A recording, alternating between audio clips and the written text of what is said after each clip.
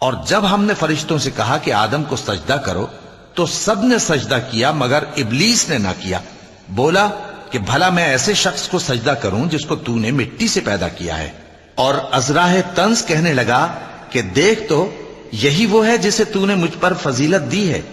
اگر تو مجھ کو قیامت کے دن تک کی مہلت دے تو میں تھوڑے سے شخصوں کے سوا اس کی تمام اولاد کی جڑ کاٹتا رہوں گا.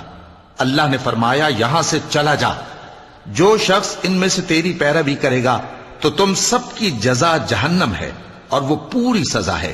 اور ان میں سے جس کو بہکا سکے اپنی آواز سے بہکاتا رہے اور ان پر اپنے سواروں اور پیادوں کو چڑھا کر لاتا رہے اور ان کے مال اور اولاد میں شریک ہوتا رہے اور ان سے وعدہ کرتا رہے.